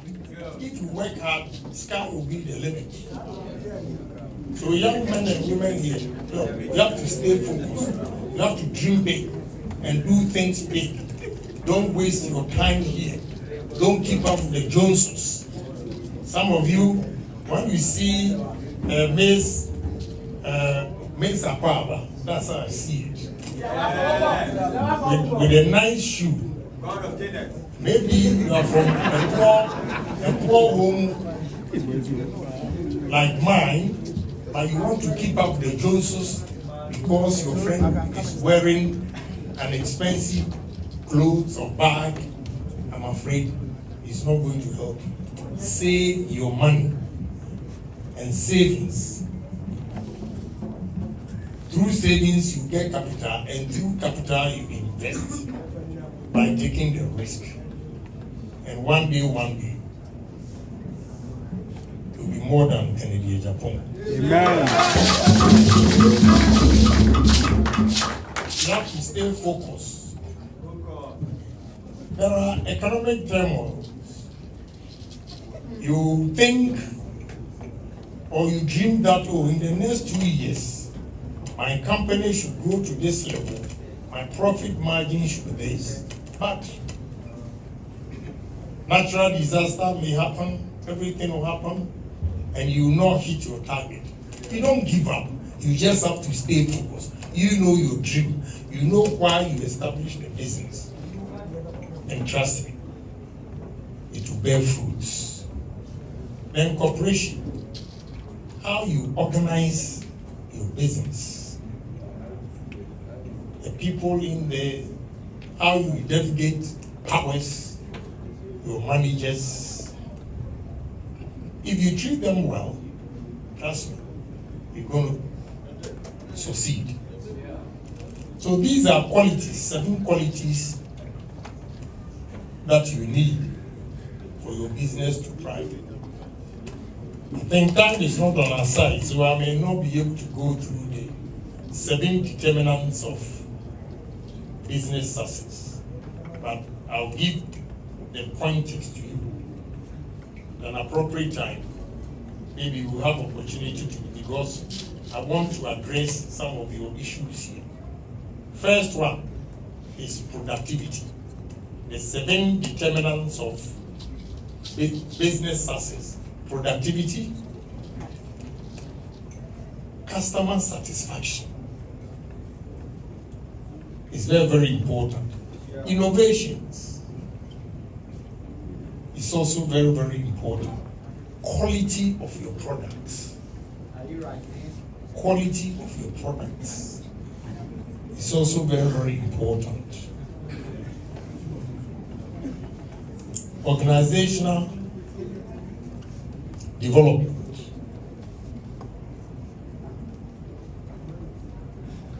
Building people.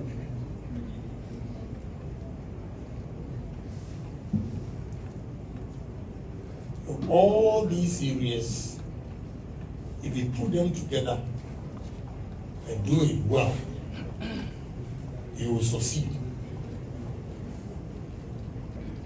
Now let's come to campus. Look, your president says something that touched my heart. As a nation, we don't know what we want, and our priorities are wrong. Completely. Our priorities are wrong based on the statement the president made. Why do I say our priorities are wrong? Because special emphasis is not placed on technical education. Yeah, sure. I'm an employer, and I'm telling you, I have a plumber. Fine. I asked of him last week, and I said, oh, he's studying in America. You know, the way he's building his business. This plumber takes a contract for me about 5 million Ghana cedis.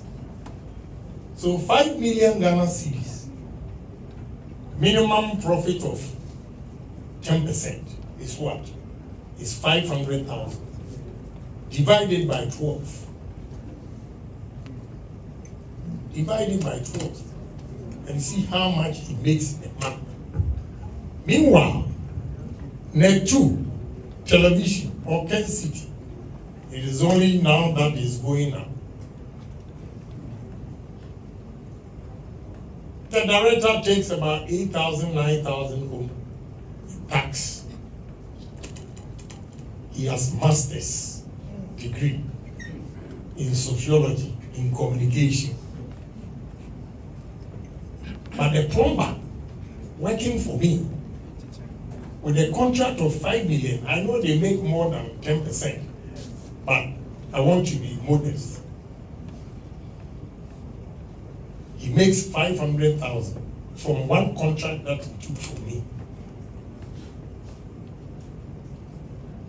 And the sad part, this is that as a city or stand here, I'm looking for engineers, mechanical and electrical.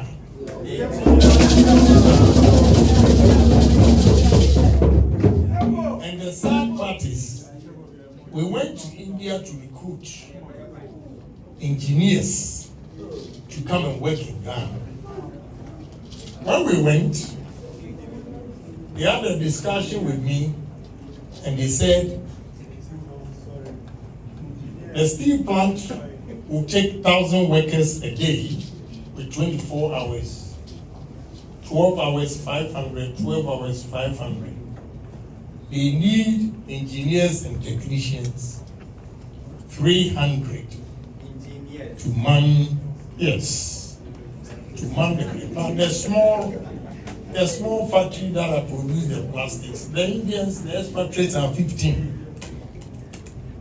And the steel plant is about 15 times bigger than the platinum. So at the meeting, I told them, I'm not going to accept it. A Ghanaian, a politician, establishing my own business, and I don't have confidence in my own people. Hell no, I won't do it. My son agreed. My cousin agreed, my wife agreed. I said no, I will not. I will not allow 300 Indians to come and control 700 Ghanaians when a Ghanaian is paying. I won't do it. And 3 against 1 plus the Indians, so about 5 against 1. But of course, I'm the one paying. So I said no. So meet us halfway. Now they are coming in. I'm getting visas for 120 engineers to come from India. And the 180 will come from Ghana here.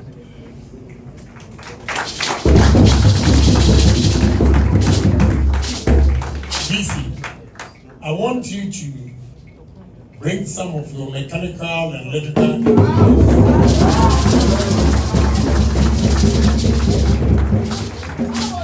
don't know how they call it. In America, they call it intention. Yeah, let them come and train. And the good ones, I may employ them.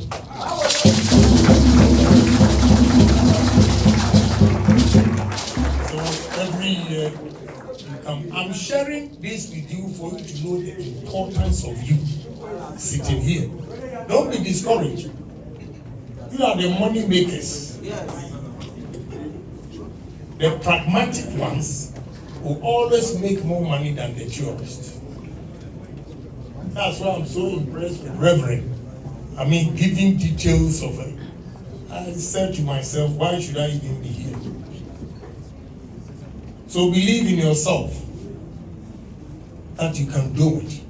You are going to establish your own business one day, but you have to start from here. A beautiful lady here said you have, you can come for loans and grants. See, if you are smart and you have the grant, the first year, whatever money you have to save it. You have to save it.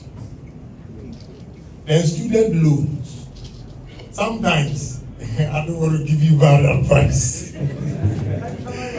Even sometimes, the loan, you can make some money out of it and invest that somewhere.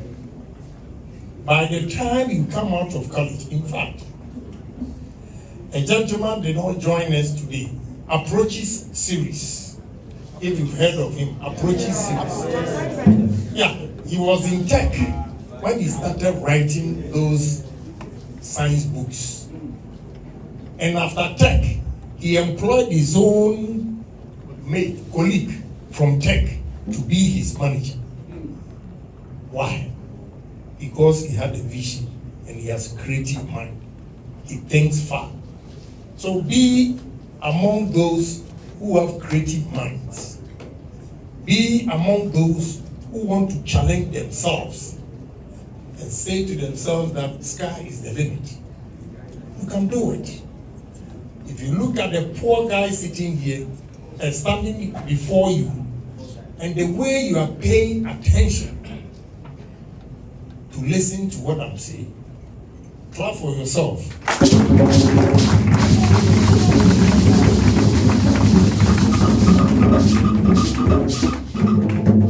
So, President, I want to assure you that you've not gone wrong by choosing to be here on this campus or any of the technical institutions.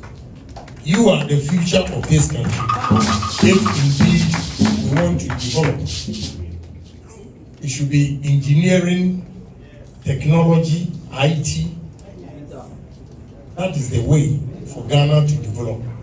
So believe in yourself that you are the future of this country.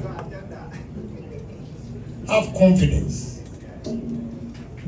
that you are also going to make it in life. Listening to all the speakers here, ask yourself, what have you learned from it? It is not anything big that you cannot do it. Because sharing our background with Exim Bank, former Exim Bank CEO, Onukwadi or West, no promo money. You know,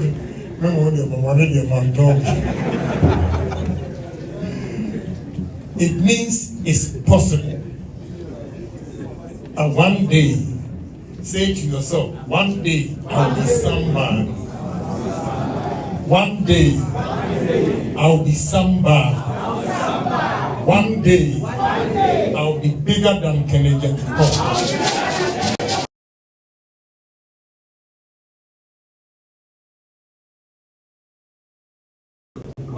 Difficulties.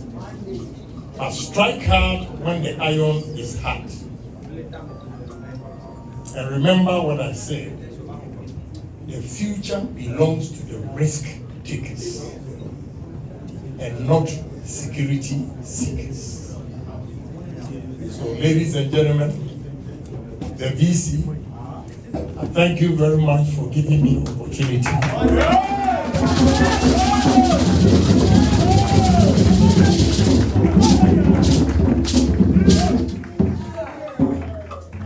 We need collaboration with all the technical schools.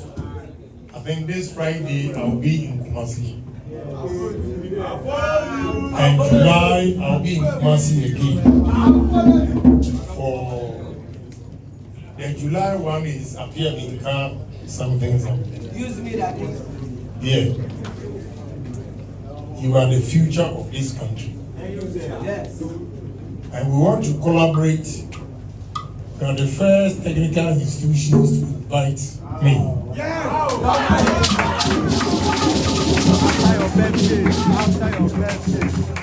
I want to challenge all of you here. I want young men and women with innovations. Whatever you develop here,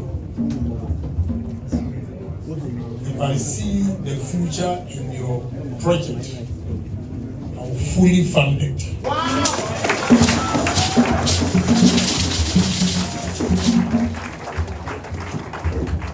And this is what I want you to do. In fact, when we had opportunity, you see, I see that VC is an academician. Yes. But VC, you have to smell money.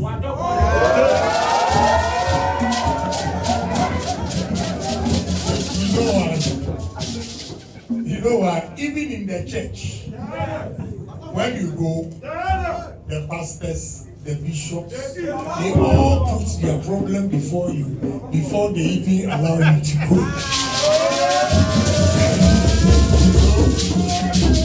When we were in the boardroom, I was expecting VC to tell me their challenges before we get here. I have some business partners in Dubai. Okay. And they always donate equipment.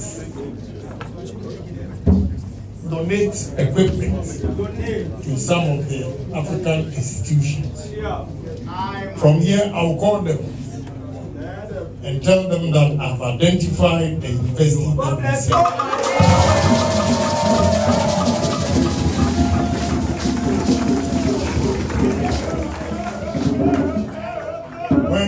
When they say yes, I will personally buy the ticket for you and one of your trusted students.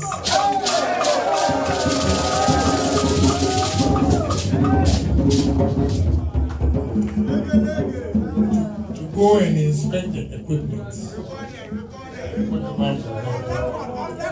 Again, TVET and COVID, Amstel, all those equipment, I can tell you, I supply them. So I know the Indians, I have them. Last week they were here to hassle me for the rest of their payments. You know, so all those, as I speak, I have an engineer installing all those equipment in the various schools. So as for technical education, if I'm the president of this country,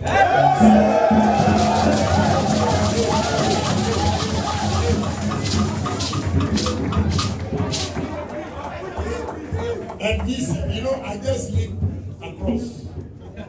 I'm at Movenpick, Villa number 12. I could have crossed to this side.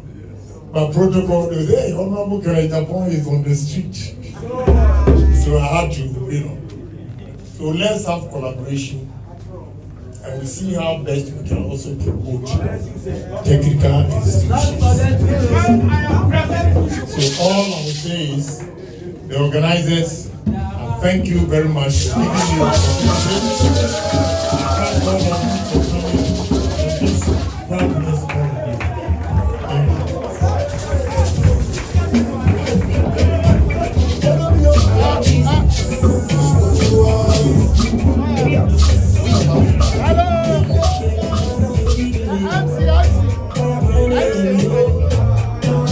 Thank you.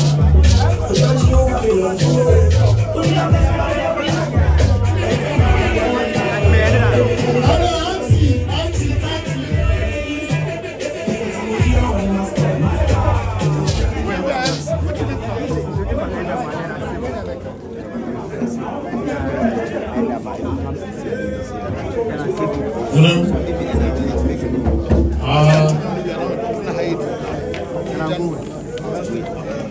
I know to organize this program.